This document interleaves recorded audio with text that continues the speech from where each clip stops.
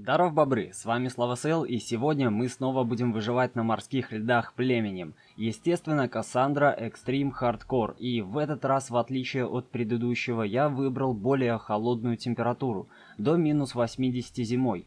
У меня была далеко не одна попытка стартануть подобное выживание, но получилось выиграть соплеменников на старте именно в этой попытке и в подобных холодных условиях.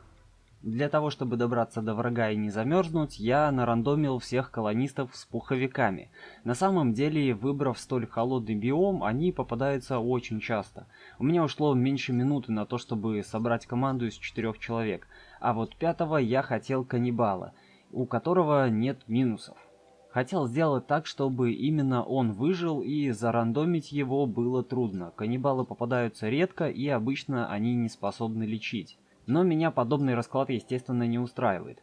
Я уже один раз прошел игру на морских льдах, как раз играя каннибалом на старте. Эта тактика очень стабильна, но в этот раз все пошло не по плану. В основном из-за того, что каннибалу Билла пришлось отдать оружие ближнего боя.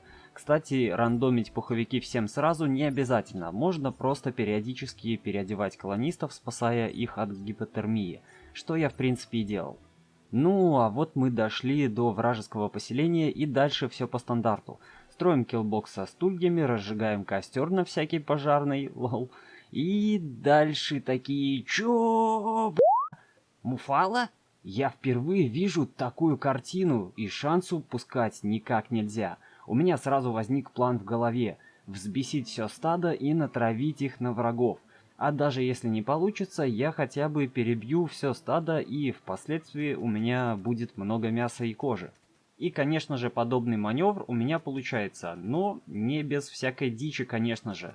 Началось все с того, что один колонист решил прогуляться, двух оставшихся колонистов я спасаю, и далее начинаются танцы с бубнами и телепортом.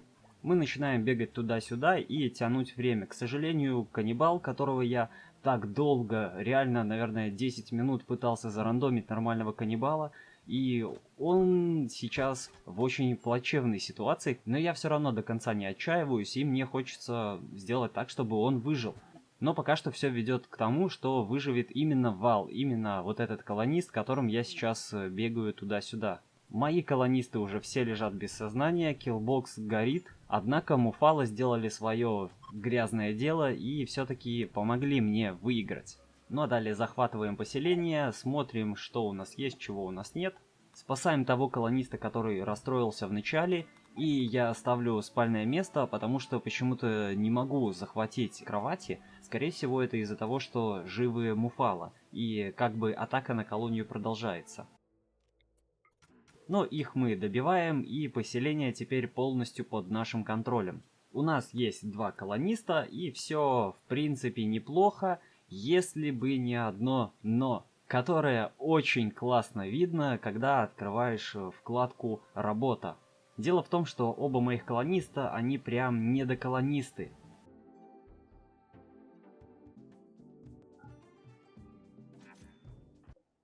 Из-за этого я решаю одного недобитого врага попытаться завербовать, прямо вот сейчас на старте. Мы его захватываем, подлечиваем и надеемся на лучшее.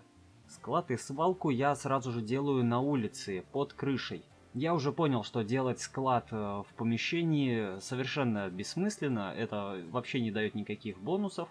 И на 6-й день июгоста на нас нападают. Мы, конечно же, отбиваемся, но после этого происходит неприятное событие, наш заключенный получает нервный срыв. После этого я решаю, что вербовать его сейчас рано. В принципе, мы как-то будем справляться, распределять работу у наших 2 колонистов.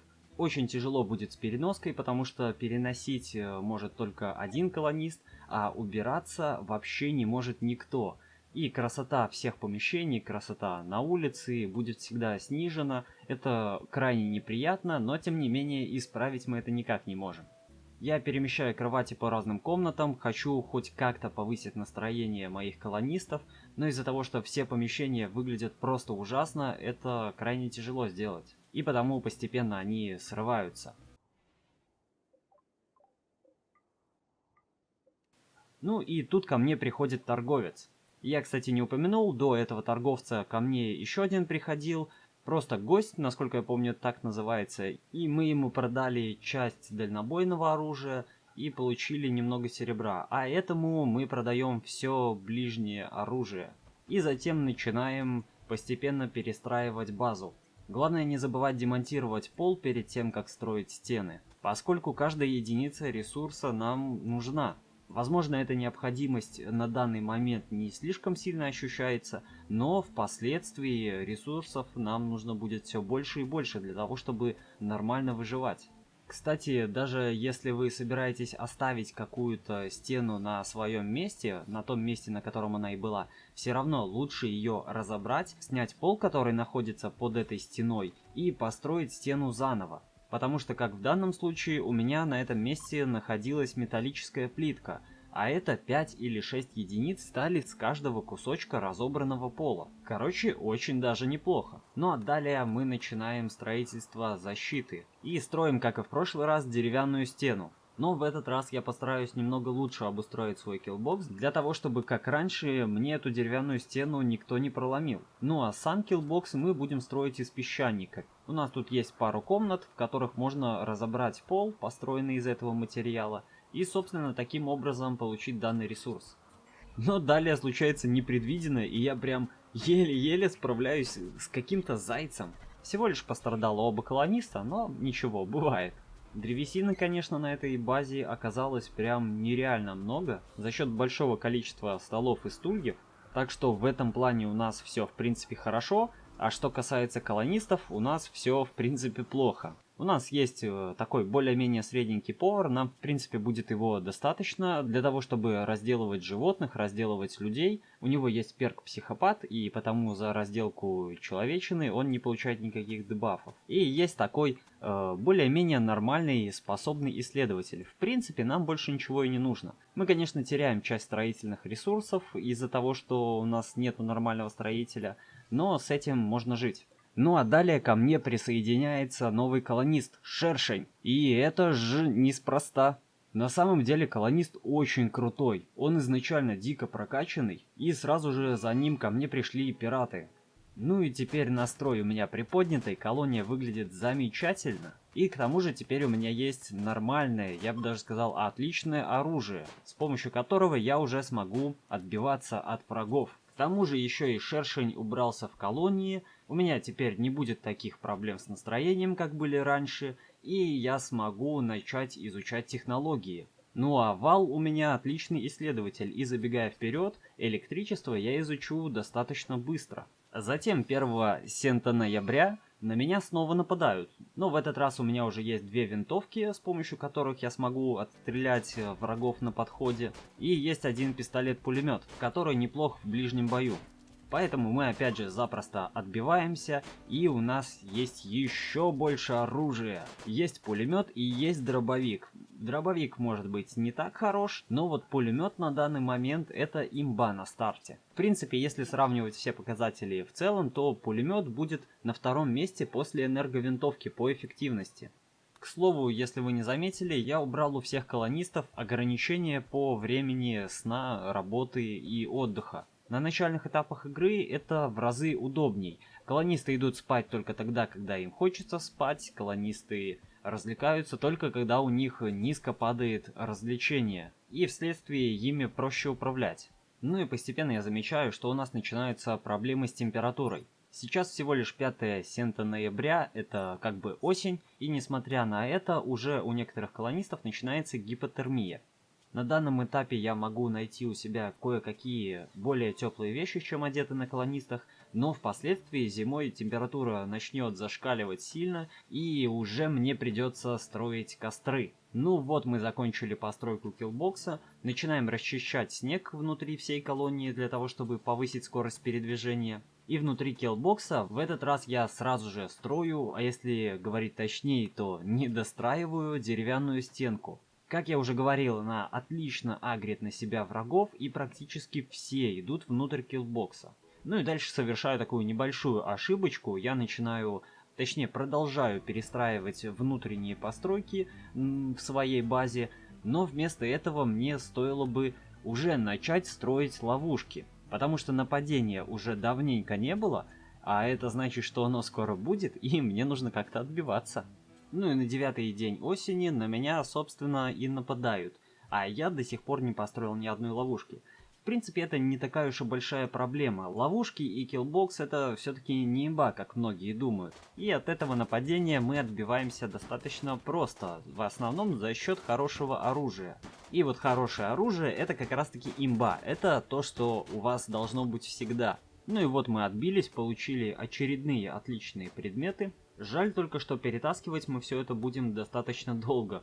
У нас только 2 колониста могут перетаскивать вещи, и при этом одному из них я не включал перенос, для того, чтобы он вместо переноса убирался, поскольку только он может это делать. В общем, проблемы на ровном месте. К тому же мой шершень еще и единственный строитель, которого я в принципе и хочу прокачать как строителя, чтобы потом начать строить кресла хорошего качества. Еще и плюс ко всему, зима уже близко и температура дает о себе знать. Потому мы строим первый костер, и зиму без костров нам не пережить. Зато на этом костре мы готовим простые блюда, повышаем настроение наших колонистов и к тому же немного экономим пищу. Стол для готовки я строить не хочу и изначально не хотел. В принципе, мы не сильно много потеряем, если будем есть сырую пищу, а потом уже изучим питательную пасту. И из сырой пищи сразу же перепрыгнем на блюдо из питательной пасты. Далее Кассандра нам дарит немножечко картошки. Мы, в принципе, скучно продолжаем выживать, еды у нас хватает. Мы даже еще не перешли на человечину,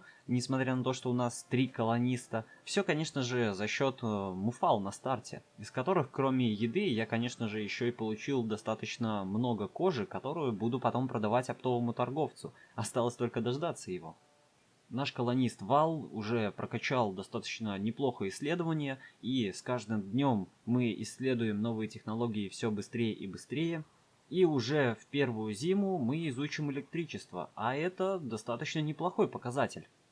Но потом ко мне присоединяется недобитый колечный колонист, который вообще дико бесполезен, и я спасаю от пиратов еще одного колониста. И теперь буквально в мгновение ока нас стало 5.